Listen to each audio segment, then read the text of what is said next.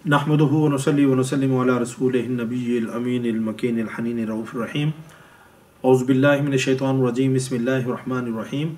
वलिल्लाहि Alan नासि हिज्जुल बैति मन इस्तताअ इलैहि सबीला। सदक़ल्लाहुल अज़ीम। मोहतरम नाज़रीन व सामीन किराम, अस्सलामु अलैकुम व रहमतुल्लाहि व बरकातुहू। अल्लाह ताला के फ़ज़ल व करम और हुज़ूर नबी अकरम सल्लल्लाहु अलैहि वसल्लम के नाले पाक के सदक़े से हम एक और नशिस्त में हाज़िर हैं।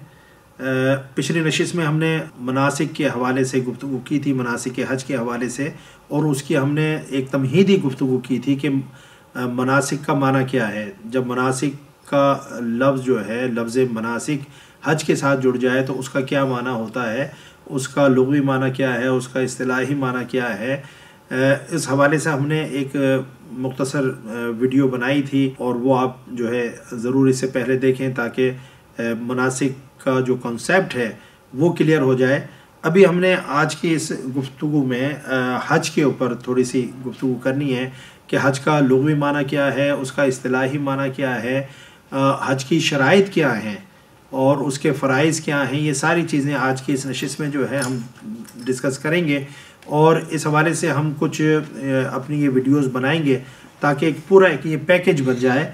और अगर आप हज के हवाले से मालूमात हासिल करना चाहें तो ये हमारी चंद वीडियोस आप ज़रूर देखें, तो इनसे इंशाअल्लाह आपकी जो भी एक एम्बिग्विटी है या कन्फ्यूजन है, हज की बहुत सारी चीज़ें ऐसी होती हैं चूँकि ये आप रूटीन के अंदर ये चीज़ों से वास्ता नहीं पड़ता, तो बहुत सारी चीज़ों में कन्फ्यूजन होती है। तो इंशाअल्लाह उम्मीद है कि ये वीडियोस देखने के बाद आपकी जो कन्फ्यूजन है वो दूर हो जाएगी। तो अल्लाह रब्बुल इज़्ज़त ने सूरह आल इमरान की आयत नंबर 97 में इरशाद फरमाया कि बैतुल्लाह का हज करना उन लोगों पर अल्लाह का हक़ है जो उसके रास्ते की इस्तिताअत रखते हों, यानी माली तौर पर और जानी तौर पर जो अल्लाह के घर जाने की इस्तिताअत रखते हों उनके ऊपर हज करना जो है वो लाजिम है, फ़र्ज़ है। अब सवाल ये है कि हज का माना क्या है। हज के दो मानी हैं, एक तो जो लुग़त के अंदर, जो लिटरेचर के अंदर, ग्रामर के अंदर माना आता है उसको लुग़वी माना कहा जाता है। तो हज का लुग़वी माना है किसी अज़ीम शे का क़सद करना, किसी अज़ीम शे का इरादा करना। तो डेफ़िनेटली जो है खाने काबा की जब आप ज़ियारत के लिए जा रहे हैं या हुज़ूर नबी अकरम सल्लल्लाहु अलैहि वसल्लम के रोज़े अतहर की ज़ियारत के लिए जा रहे हैं तो इससे अज़ीम चीज़ तो जो है दुनिया के अंदर कोई और नहीं है। तो ये एक बहुत बड़ा ज़िंदगी में मौका होता है जब इंसान को हज बैतुल्लाह की सआदत नसीब होती है। तो लुग़वी माना तो इसका यही है कि किसी अज़ीम चीज़ का इरादा करना, क़सद करना, उसकी नीयत करना।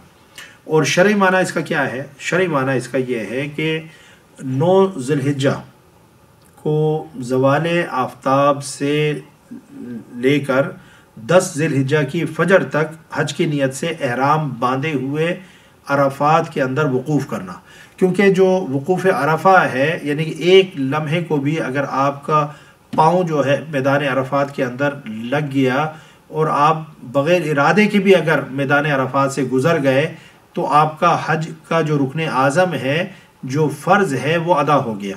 इसलिए आपने देखा होगा कि वो लोग जो वहाँ जाकर बीमार हो जाते हैं और बाज़ लोग जो है इवन ये कि बेहोशी के आलम में चले जाते हैं और वो इस काबिल नहीं होते कि मैदान अरफ़ात के अंदर आ सके, तो उनको एम्बुलेंसेस के अंदर मैदान अरफ़ात में लेकर आया जाता है और उनका वक़ूफ़ अरफ़ात करवाया जाता है ताकि हज का जो रुकन आज़म है, सबसे बड़ा फ़र्ज़ है, वो अदा हो जाए। और दूसरी जो है उसमें शरई माना है कि 10 ज़िलहिज्जा से आखिर उम्र तक, 10 ज़िलहिज्जा से आखिरी उम्र तक यानी मरते दम तक किसी भी वक्त काबे का तवाफ़ करना यानी तवाफ़ ज़ियारत करना, ये हज है। तो वक़ूफ़ अरफ़ात और तवाफ़ ज़ियारत करने का नाम हज है। ये दोनों चीज़ें जो हैं वो हज के अंदर फ़र्ज़ हैं।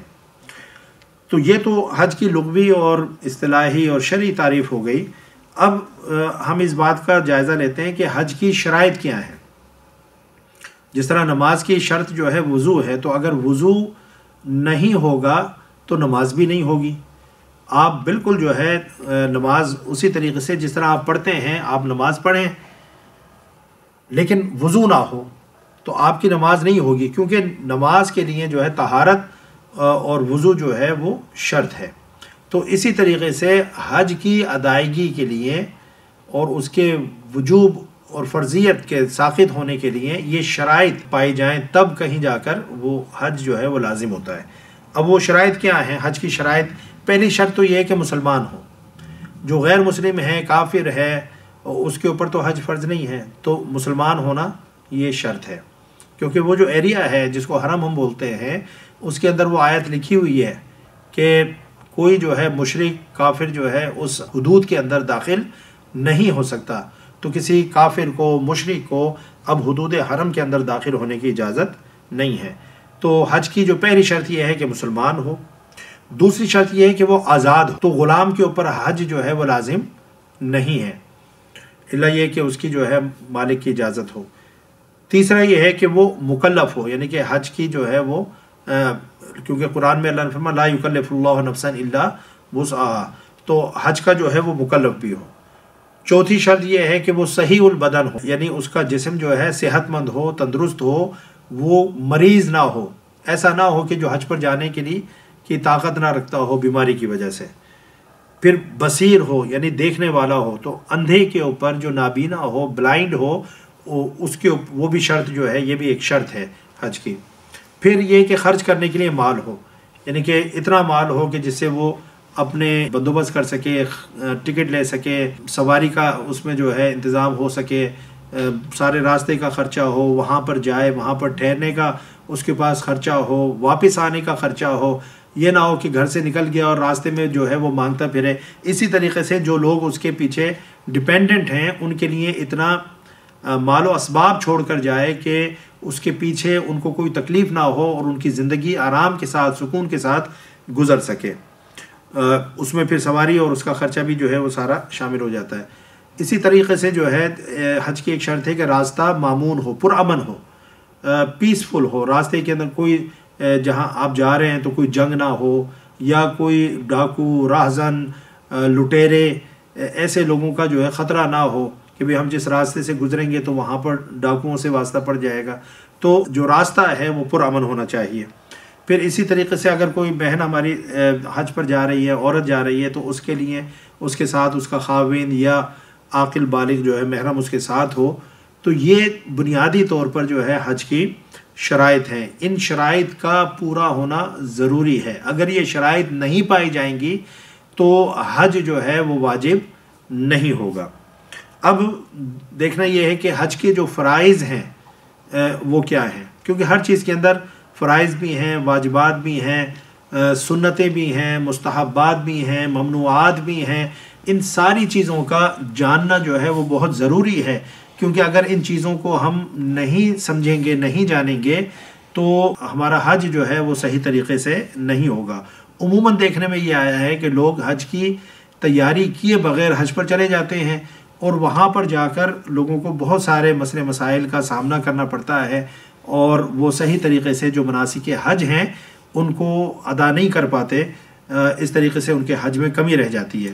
تو آج ہم نے جو ہے اس نشست میں، اس گفتگو میں حج کا جو لغوی معنی ہے، اس کا اصطلاحی معنی ہے، اور حج کی جو شرائط ہیں اس کے حوالے سے گفتگو کی ہے۔ انشاءاللہ اگلی نشست میں ہم حج کے فرائض و واجبات کے اوپر گفتگو کریں گے۔